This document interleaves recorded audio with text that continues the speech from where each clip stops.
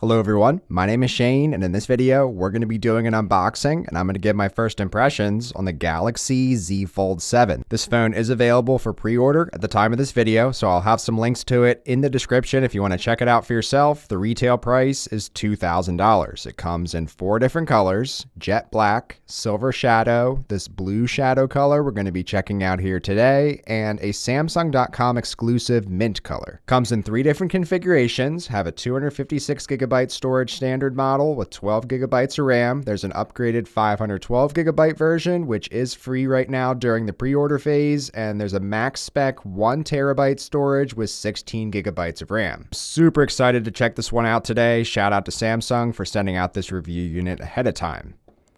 Inside the box, have our device.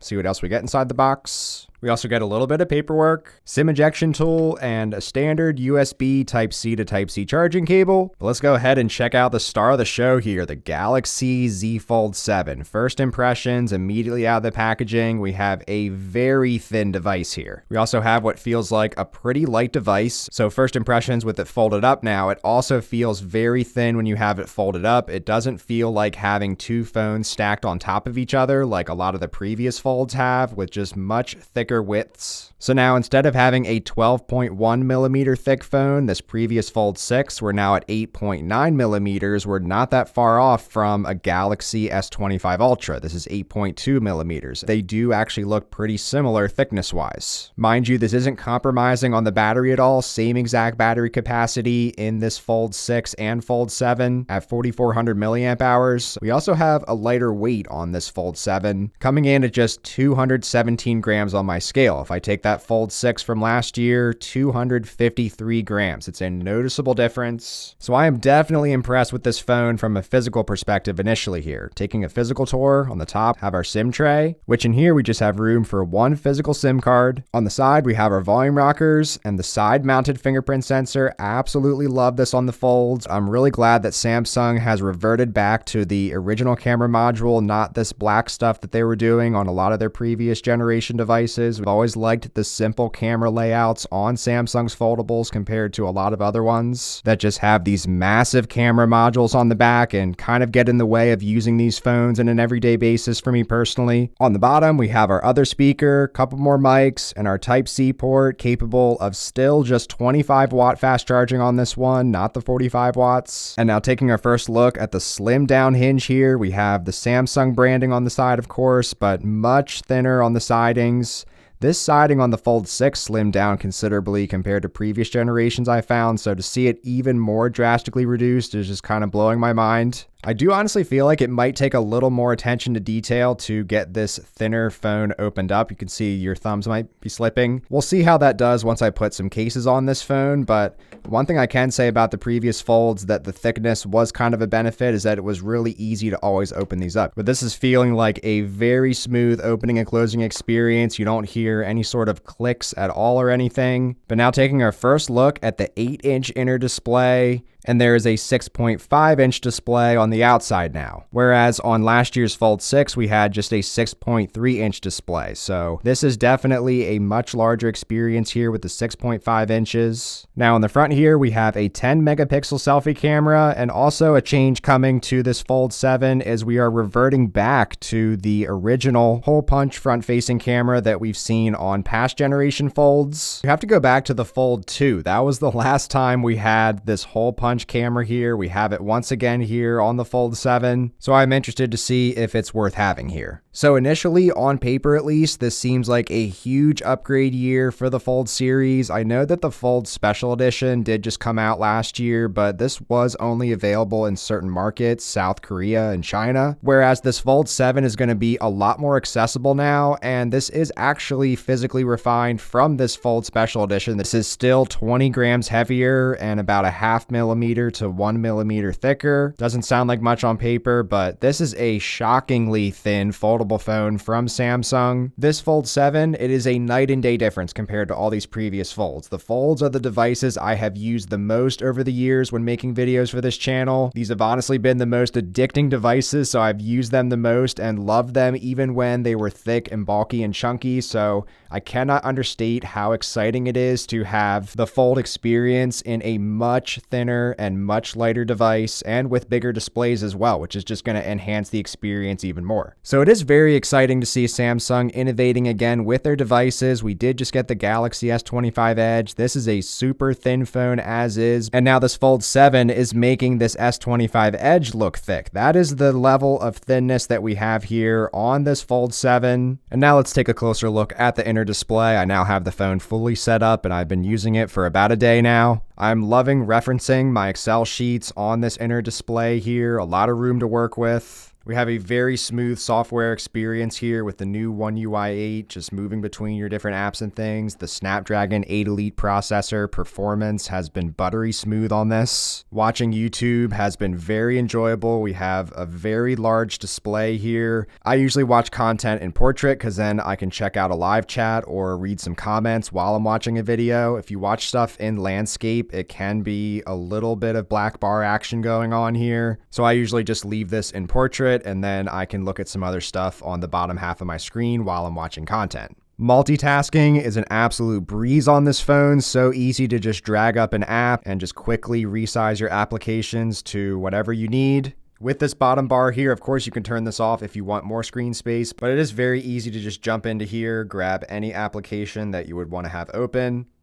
Have a very nice, smooth software experience here. And now taking a look at some gaming, I'm super excited to do some gaming testing on this with it being a lighter device. So when you have it alongside a mobile controller, I know it looks a little unconventional just because of where the Type-C port is lined up on this one. If you have a Bluetooth one, of course, you could have it more centered, but a very nice lightweight feel here.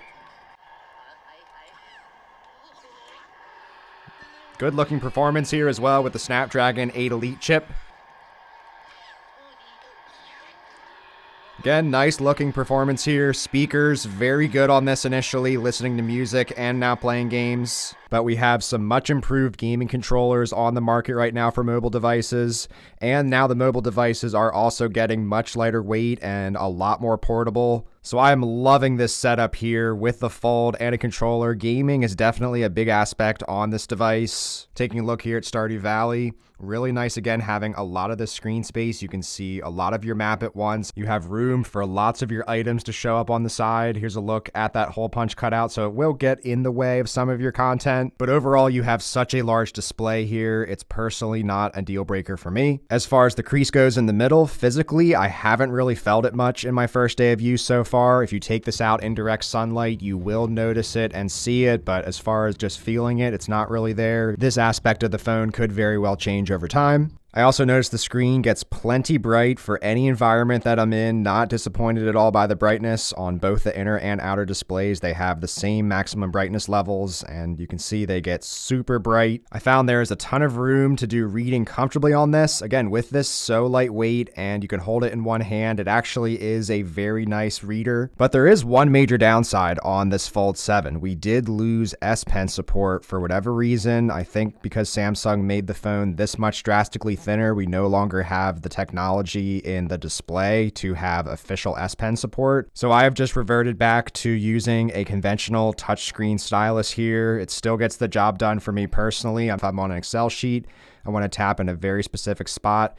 Those kind of little tasks are what I use the S Pen for over the years on the Fold. I can find myself getting by with a touchscreen stylus if I'm just going to be signing documents and things on this and doing the basic use cases like I showed before. So I know it is a departure of a very much beloved feature, but for me personally, it's not a deal breaker. I'm still going to be jumping to this Fold 7 for all of the other physical benefits that it's getting, and I'll bring a touchscreen stylus with me if I think I'll need it. But now looking at the outer display again, because I want to show off the keyboard on this outer display, When you first get this phone out of the box, the keyboard does look pretty small, crammed at the bottom. It is worth mentioning you can go into your settings, scroll down to size and transparency, and you can increase the size of this keyboard dramatically. Take up half, if not a little bit more than half of your outer screen to have a much larger keyboard here. So the keys are still a little bit on the taller and more narrow side compared to a conventional smartphone. But just doing some of my initial typing, I'm having a very good typing experience here on this outer screen. Whether that's going one-handed and doing some one-handed typing like this with my thumb, perfectly fine. Or if I do want to type with two hands, also a very good experience here. So I'm also loving this outer display for a lot of the quicker tasks that I do on this phone throughout the day. Just scrolling through some of the news articles, you can see them perfectly fine on this screen. I'll often scroll through YouTube to find some content that I want to tune into on the outer display, if it's as simple as opening up some music or something. And then of course, it's just so easy to jump into that inner display at a moment's notice. And something else that caught me by surprise is how enjoyable the camera usage is on this Fold now, considering the form factor.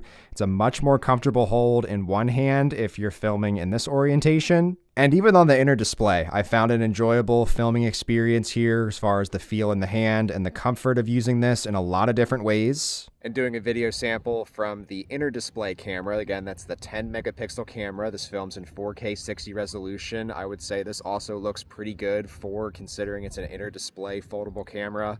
And they have a nice wide angle here, so you could definitely fit somebody in the frame if you wanted to. Nice lightweight form factor here, just holding this out. It's very lightweight. So I would argue it's worth having that hole punch on the inner display for this camera. If you're going to be doing a conference call or something, you're probably going to be doing it on this larger inner display. Also a nice dual recording mode to take advantage of here while having the phone opened up. You can see it's the front facing camera on the inner display for one recording, and then the other is just the main camera on the other side. So you could record two things at once, front to back. And this is where you get some added versatility with the added screen real estate of the Fold. You can see I can move my front facing camera anywhere here on the viewfinder, still have my entire back end running and filming as well. And here's a quick look at the portrait video as well. So a lot of functionality and versatility with all these different cameras on this Fold. And of course, the highlight feature here on the Fold 7 is the 200 megapixel lens this phone is now getting. A lot of people have been asking for this over the years for the Folds. People have held off from getting Folds simply because it didn't have Samsung's best camera like the Ultra phones. Very nice looking images here in my initial testing. And as far as the versatility of the entire camera system, there's also a 12 megapixel ultra wide lens. There is a 3x optical zoom. That's a 10 megapixel lens. And also in the viewfinder, there's zoom options for a 10x digital zoom. This is how that looks. A 20x digital zoom, and it goes up to 30x, although it's not super clear at the maximum zoom. Taking a quick look at Galaxy AI, I think it's going to be used a lot in photo and video and audio editing on this with the larger inner display. So all you have to do is hit that Galaxy AI. Let's see if we can remove this reserved parking sign from this picture.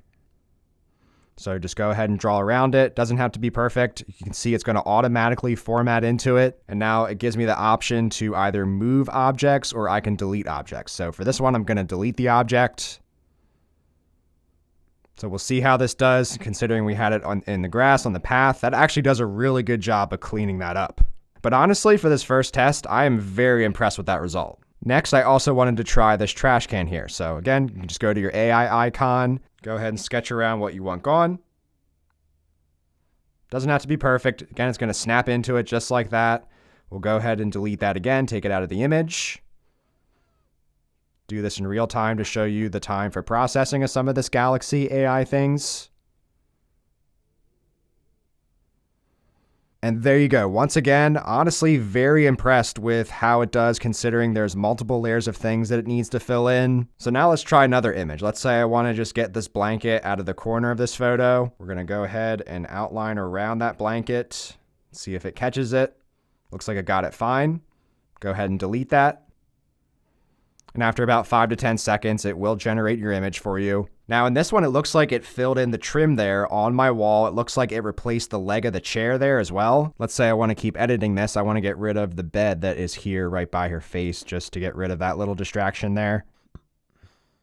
And now once again, it predicted that there was going to be a table leg there similar to the other side.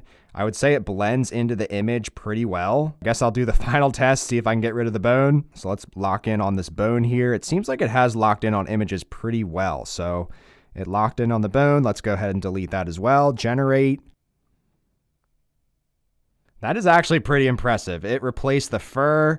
It looks like that there wasn't even a bone there at all in this image. So now I just have a nice picture of my puppy here, got rid of some extra things in the edges, and it kind of filled in the room. So I am definitely impressed with this Galaxy AI initially, at least from editing photos and videos. Taking a look now at my initial battery usage, I'm 80% of the way through my first battery cycle. We have 5 hours of screen time so far. So at this rate, I'm probably going to end up in around the 6 to 7 hour screen time mark, which isn't too bad for a first battery cycle. I've been using both the outer and inner display at about 50 to 100% brightness at maximum refresh rates. Future Shane again here, down to my last 5% here on my first battery cycle. I'm at 6 hours and 18 minutes of screen time, so call it 6.5 hours. I was able to push the Fold 6 last year to 7 to 8 hours of screen on time, granted if I'm not doing a lot of 4K 60 filming and heavy camera usage. But overall, first impressions of this Galaxy Z Fold 7, I am super impressed with this device initially. I would say this phone has upgraded in pretty much every single way, with the exception of losing the S Pen support. However, for whatever it's worth, I am getting by fine with a touchscreen stylus for doing editing and things like that. We have an extremely versatile device here with all the different cameras, obviously 2 displays, and a very good experience on both of those displays. This Fold is a lot more pocketable. I don't feel it nearly as much in my pocket compared to the previous Folds. I'll be curious to hear your thoughts on the Fold 7 in the comments below. I'll have links to any of the pre-order deals and incentives down in the description. And thanks so much for watching. Take care.